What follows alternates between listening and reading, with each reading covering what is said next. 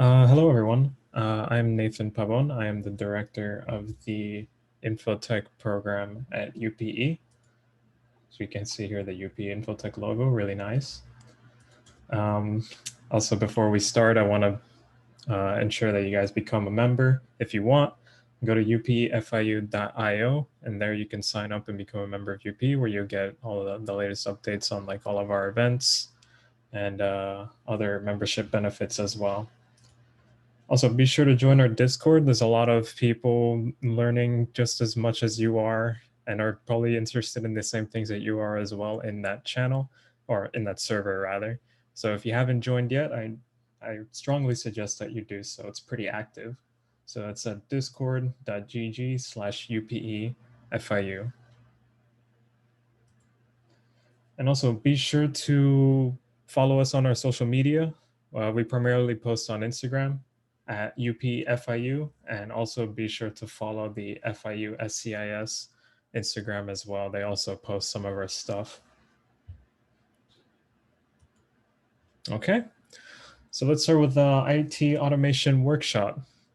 So before we begin, I think we should try to define what exactly IT automation is. So essentially, it involves the creation of repeatable tasks that would be typical to IT administration. So let's say, for example, you're trying to configure servers such that it runs Apache.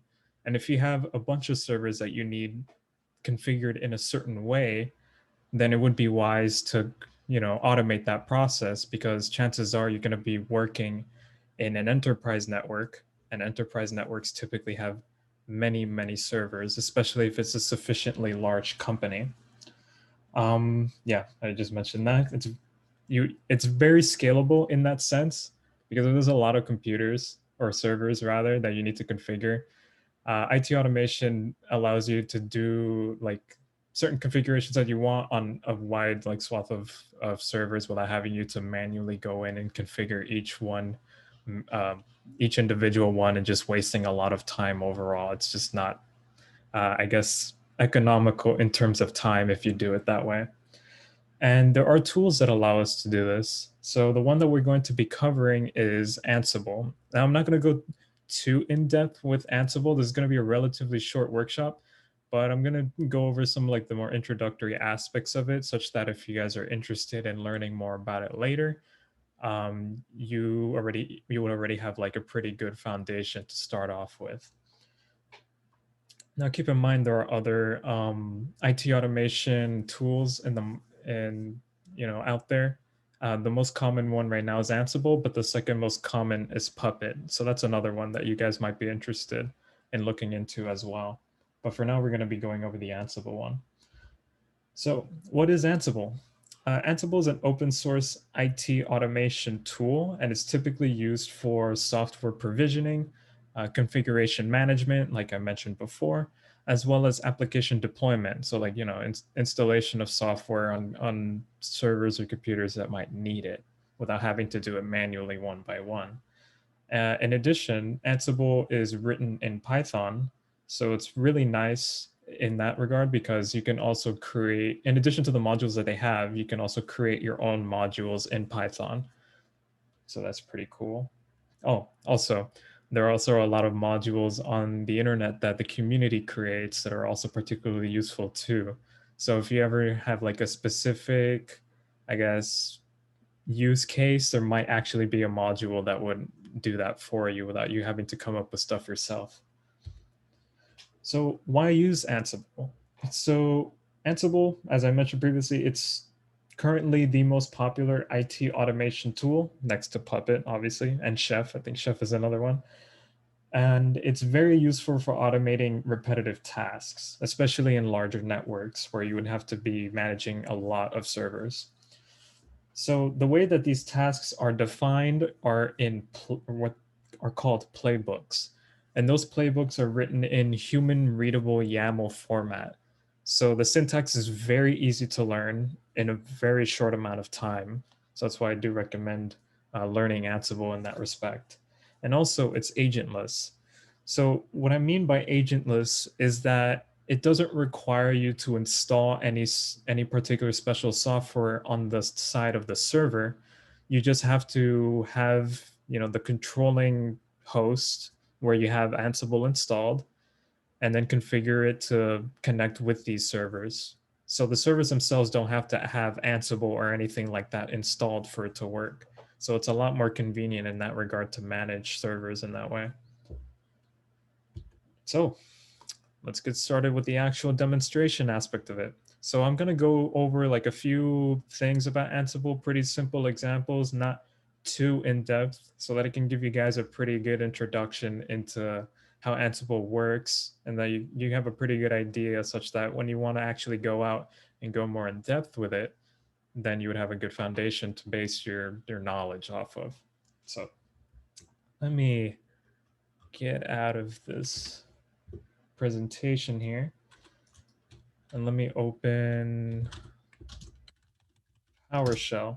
So for those who are following along, you have to have WSL installed on Windows, and you also have to have Ansible installed as well. For those on Mac OS, it's a lot less complicated for you. I envy you guys sometimes, but yeah, if you're on Mac OS, it's just a matter of opening your terminal and just having Ansible installed, and that's it. There's not much configuration to set up in that regard. So I'm going to be demonstrating on Windows, so I'm going to be opening up WSL just by typing WSL on the terminal. Also, let me know if you guys can see the text, because I can't really tell if the text is too small or not.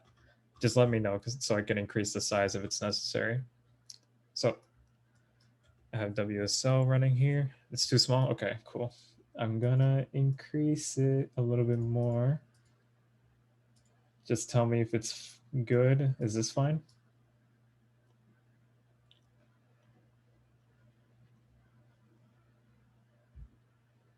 Maybe more. Okay. Yeah, because I always forget like which size is most ideal for these sorts of things. Oh, this is pretty big, but this should be okay. How about that?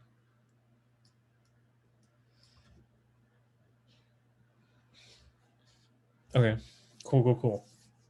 So the first thing that I want to demonstrate is like a simple ping operation. So to ping a server, let's say localhost in this case, because we don't really have any live servers to test on right now, you can run the following command. So it's just Ansible, and then you just type localhost, and then you put this -m here, which requires the module that you're going to use. So this -m flag here just specifies that you want to use a particular module. So the module that I want to use is ping, very simple.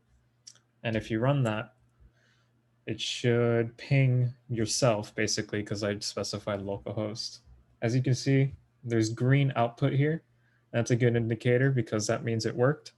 If it didn't work, it would give you a red output. So very easy to tell if something went wrong in that regard. So what this is basically called, what I just did, is called running Ansible ad hoc, or like ad hoc commands. Now you can do this sometimes every now and again, but the real power of Ansible comes from playbooks, which I touched on a little bit earlier, and I'm going to get into more in depth later on. So in addition to the ping module that I have here, there are many other modules that come built into Ansible. So the way that you would see which modules exist for Ansible, because there's so many, is just by going into the Ansible documentation. So, you can just go to docs.ansible.com, go to Ansible documentation, and if you search for collection index, and you go in there, you can see that these are modules and plugins that are grouped by collection. You can see there's modules for AWS, there's modules for Windows, modules for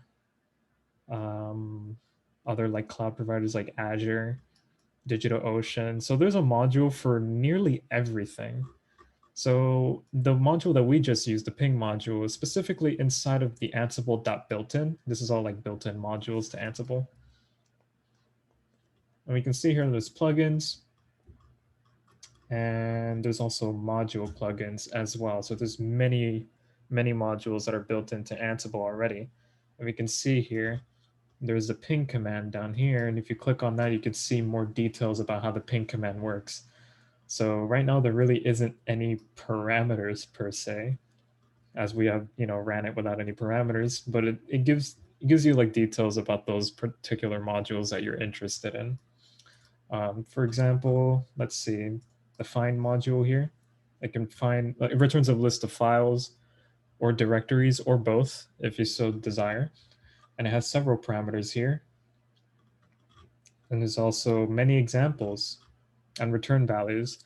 So looking into the Ansible documentation is going to be extremely useful for you when you're learning Ansible, because there's so many modules that you can actually make good use of for everyday systems administration.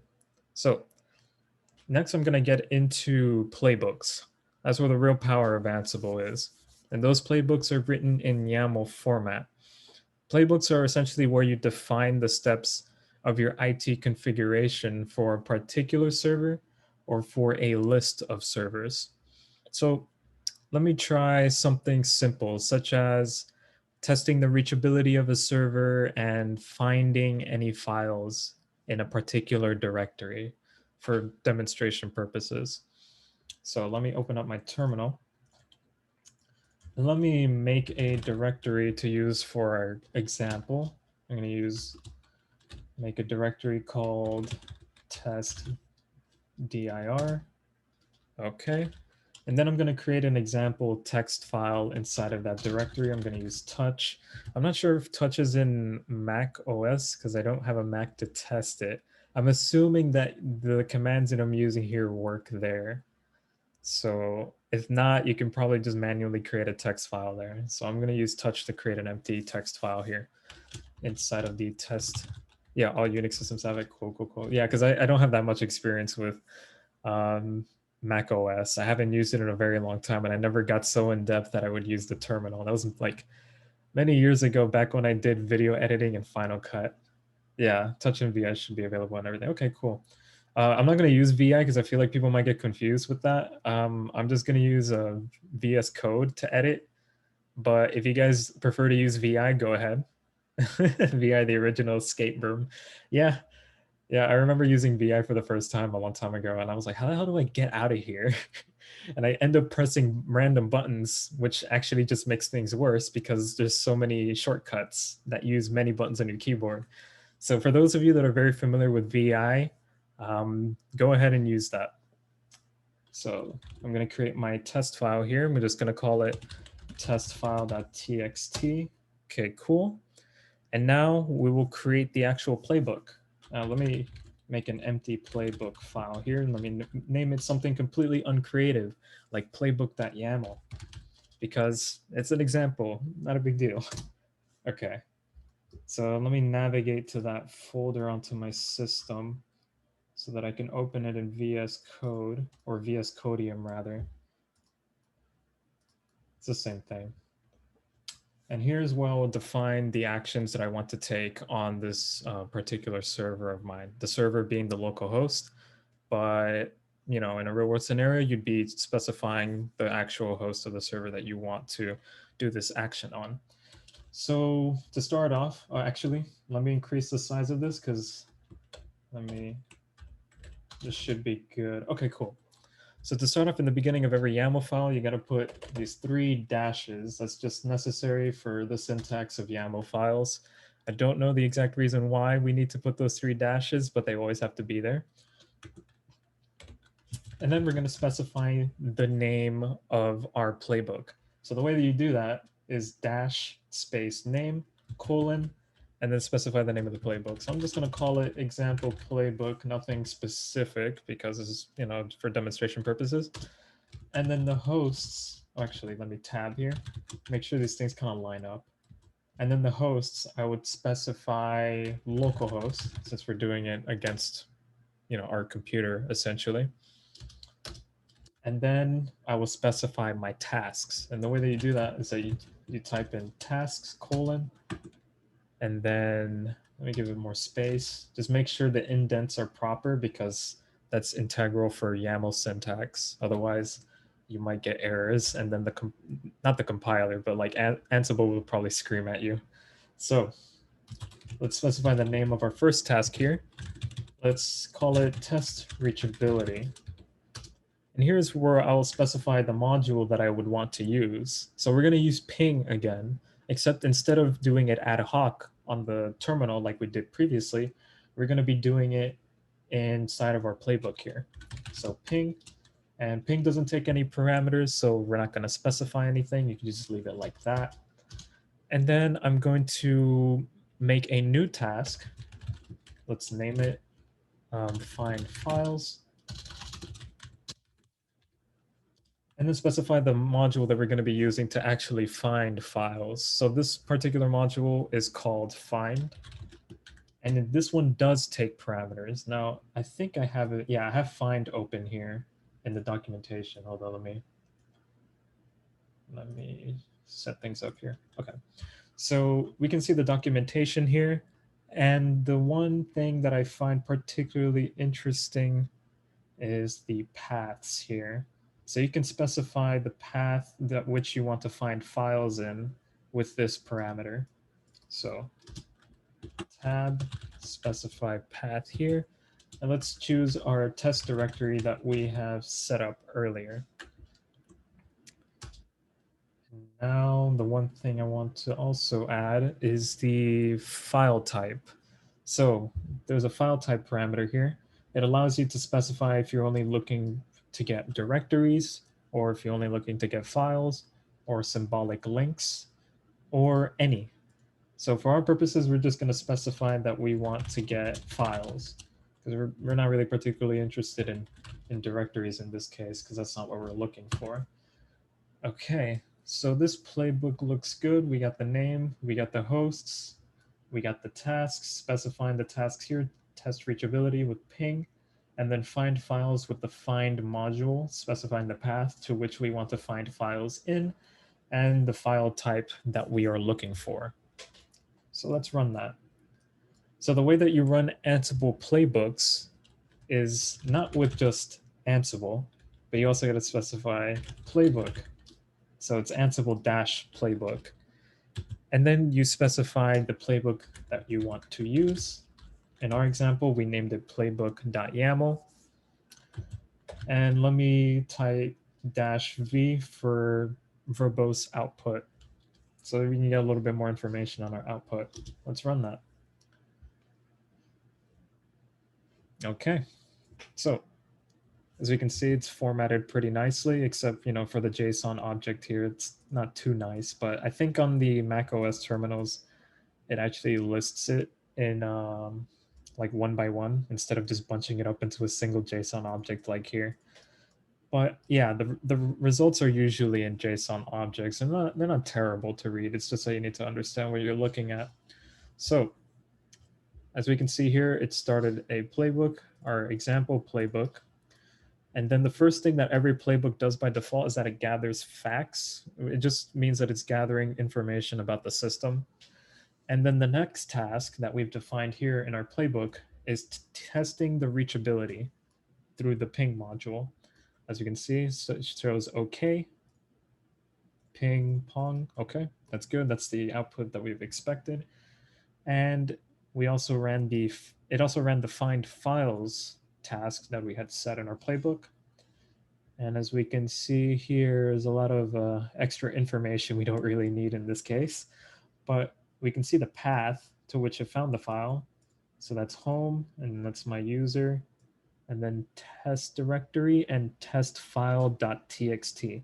So that worked.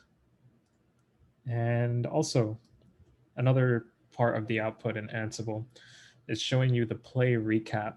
So this just basically recaps what happened with the execution of your playbook. Actually, let me expand this a little bit. I think this is fine. It's a little bit formatted weird. Whatever, I'll just leave it alone. But here it shows you a recap of every server that you ran it on. Here it's just localhost.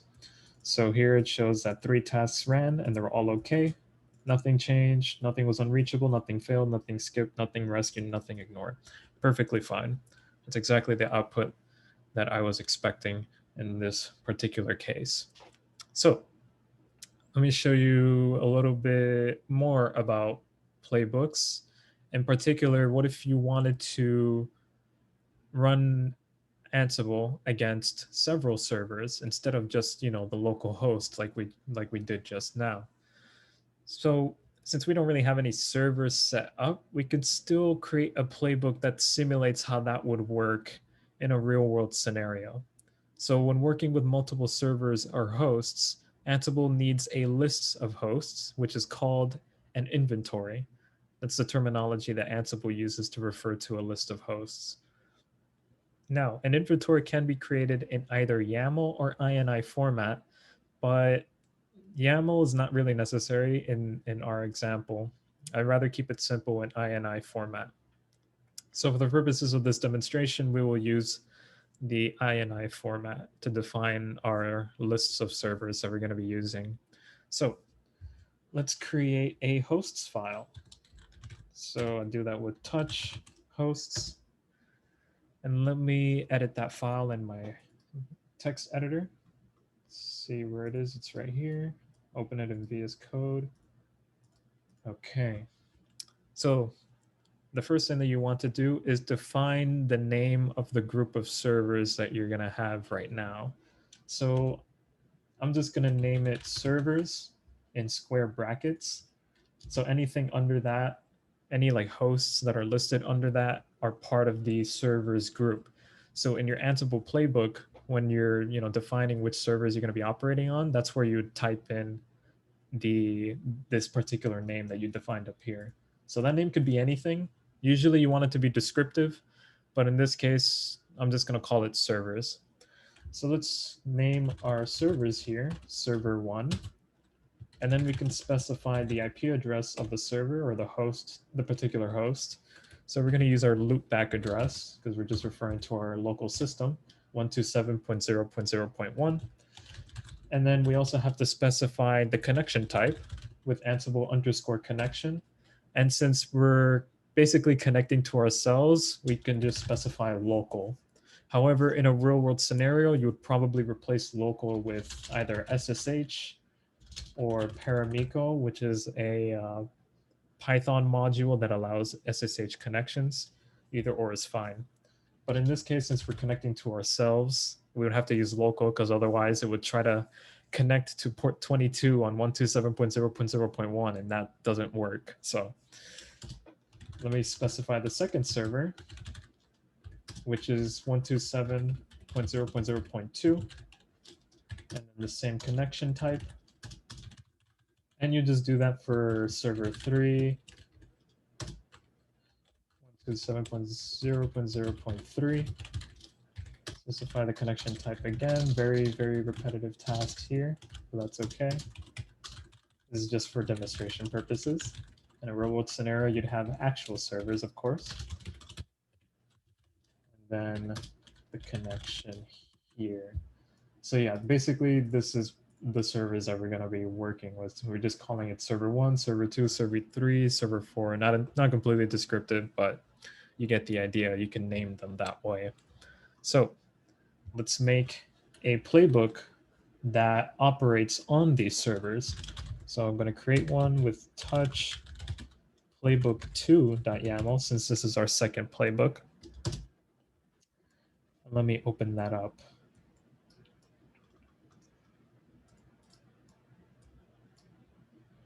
Okay, so this is our second playbook. Let's put the dashes on the top and then specify the name of the playbook. So let's just call it example playbook 2. And here on hosts is where we define, or rather is where we state the group of hosts that we're going to be operating on. So in our host file, we called that servers. So that's what I'm going to type in here. And also, I'm going to have it such that it operates on each individual server one at a time. So to specify that, you can just type in serial colon and then 1. And that just means that it's going to, do the operation or the tasks that you have defined for each server one at a time rather than in succession, or rather, in a different order. So we're going to define our tasks. And since we're not really operating on a real server, we're going to simulate a situation where it's not really going to, use any modules like ping or find. It's just going to print output onto the screen. In a real world scenario, you'd be having actual modules running, but in this case, we're just going to be having a module called debug, which just prints output to the screen. So this is just, as an example. So let me specify the name of this one. Let's give it a name of describing what it's doing or what it's supposed to do in theory, but in reality, it's not actually doing that. Let's just say, for example, that it's upgrading the web server. And then debug is just so that we can print like something onto the screen, because otherwise there'd be nothing. Upgrade. And then here, something interesting that you can do with Ansible is that you can have it such that it prints out the exact name of the host that it is currently operating on. And the way that you can do that is through 2 curly brackets. And you put inventory host name in between. So that's how you use variables in Ansible.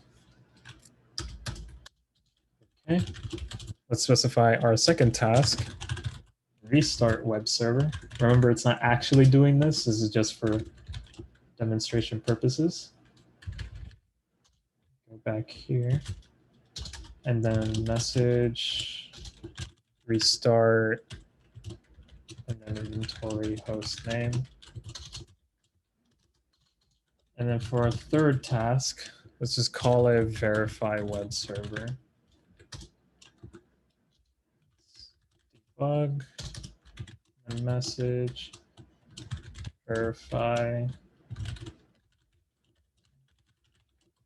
inventory underscore host name. Okay, so reminder, this is just, in reality, you would replace these parts with like real modules that are actually going to be operating on the servers, but here we're just printing stuff out for the example. So now that's good, let's save that. And let's run it against our list of hosts. Now the way that you would do that is with Ansible Playbook, and then you specify the playbook that you're going to use. But then you also have to specify the inventory that you want Ansible to use that contains your lists of hosts. And the way you can do that is with -i, and then you specify the name of the file. In our case, it is hosts. And then we run it. Hold up. What do you mean no hosts matched? Hold up. Did I save this?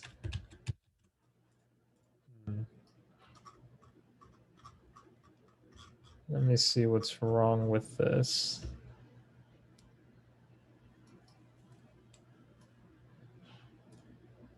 Ah, I know what I did wrong.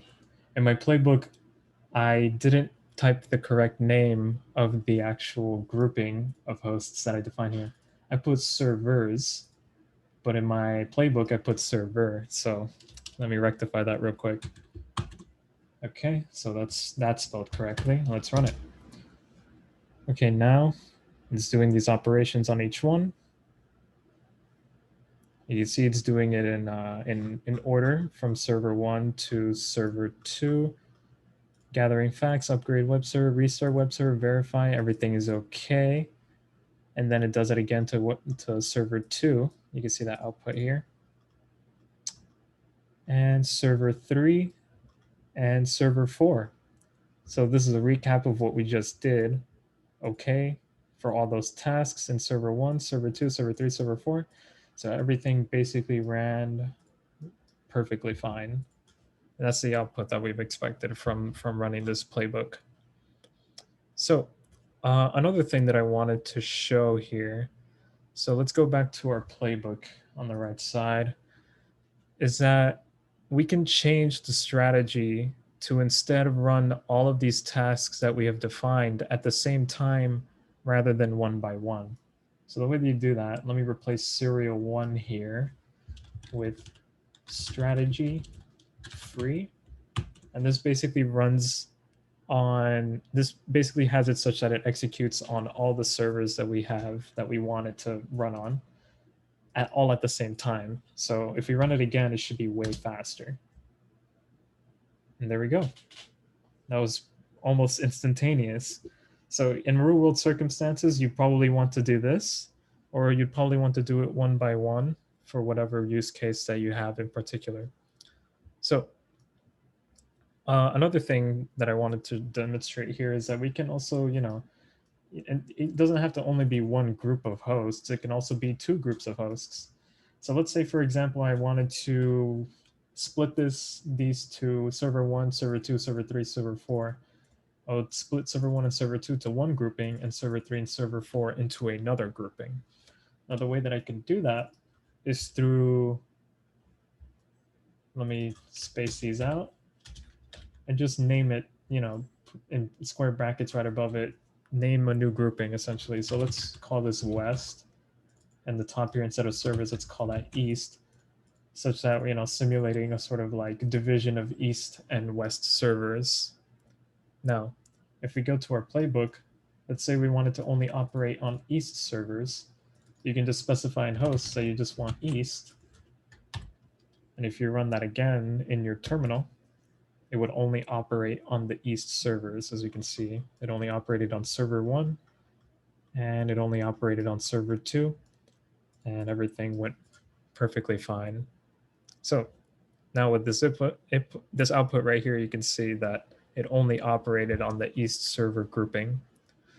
So another thing here, let's try creating a playbook that connects to an actual server. Now, the server that I'm going to be using in this case is the one on FIU. So that one in particular is ocelot.aul.fiu.edu. So let's do that. Let me go to my hosts and edit that. Let me delete everything here, actually.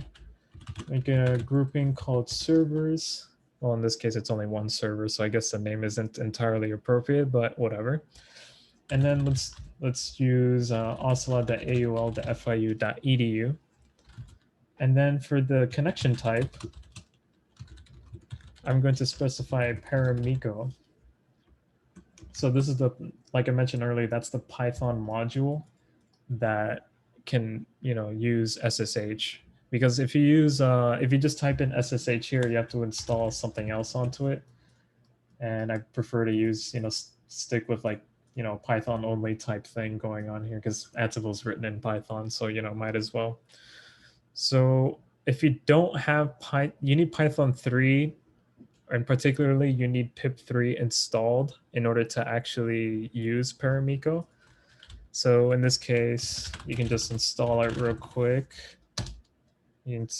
For me, well, on Ubuntu, you'd have to, update your repositories before you install everything. On Mac OS, you don't really have to do that. On Mac OS, if you already have Python, you can just run pip3 install Paramico, and that should work perfectly fine. But in my case, I'm just demonstrating to people who are running on Ubuntu here. So sudo apt install python 3 pip. That takes a little bit of time, but since I already have it installed, it works perfectly fine. And then the actual Paramico package is installed with pip3. So the way that you do this is just through pip3 install Paramico. And since the requirement's already satisfied, I already have it installed in my system. It's just going to tell me that it's already here. Okay, so now that you have Paramico installed, you can actually use the Paramico module as for the connection in Ansible. So let's create a new playbook to actually utilize this new host that we defined here. Let's do touch playbook3.yaml, make an empty playbook file. Let me edit that in VS Codium. Put the dashes on the top as usual. Specify the name. Example playbook 3. And specify the hosts. In this case, we're just going to use all. So all lets you just use every single host that's in your hosts file, such that you wouldn't, specify by group or anything like that. If you wanted to operate on every single host in your host file, you can just use all. And so as long as you, in your command, that you specify the inventory that you'd be using, it should be perfectly fine. So in my case, well, yeah, you have to, for this particular case, since this is the Ocelot server at FIU, you have to specify the username that you use to log in. So for those of you that are FIU students, I don't know if, I think they only give access to computer science students. I don't know if every FIU student can do this, but the remote username is the first part of your FIU email. So in my case, it's NPABO003, but for you, it will be different because it needs to log in order to do any operations on the server. And here we're going to define our tasks. Let's name our first task, ensure that Ntpd is running. So Ntpd is the network time protocol service. It just keeps track of time between servers and things of that regard on Linux. Almost like, I think pretty much every distribution of Linux has that, which is why I use that as an example here. And we're going to use the service module. So this module allows us to actually operate on services and check if services are running and things of that nature. So let me specify the service that I want to operate on, which is Ntpd in our case. And let's check if it's running by defining the state here and just setting it to started. So this would check if Ntpd is running or it was already started or anything like that. Okay, so let's save that playbook. And then let's run that playbook with Ansible Playbook, and then specifying the playbook that we want to use, playbook3.yaml. And then we also want to specify the hosts file. In our case, it is called hosts. And then another thing you want to add is tag or dash ask dash pass. So this will make it such that when you run this command, it will ask for the password to SSH into the Ocelot server at FIU. So everybody's password is different. If you've never changed your password before on the Ocelot server, your password would be the first initial of your first name, Panther ID, and then the last initial of your last name. But for me, since I changed it, it's going to be different. So for you, it will also be different. So let's run that. So it's asking for the SSH password. I'm going to put mine in, and then it's going to run. So now it's gathering the facts of the server. Okay, it's good. Now our task, ensure that Ntpd is running. Okay, that's good. That means it successfully executed and that it successfully detected that Ntpd is definitely running. And here's our play recap of ocelot.aul.fiu.edu. And it's showing that these two tasks were okay. So the reason why I didn't show like a more like, I guess, a realistic scenario in terms of module usage is that many of the tasks require root permissions, which we do not have on the Ocelot server. So that's why we're going with something simple like checking if Ntpd service is running.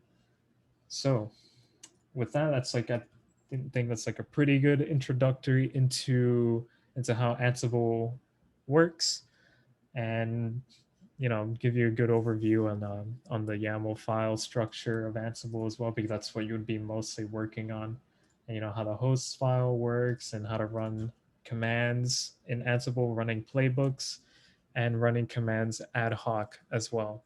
So with that, I leave you with that here. So thank you everybody for coming out to the workshop. Hopefully this has sparked your interest in learning some more about Ansible. Be sure to look out for other workshops that we're doing, especially workshops that we're doing at InfoTech. If you want to learn more about technologies used in the IT and security field. So thank you guys, and I'll see you guys in the next one.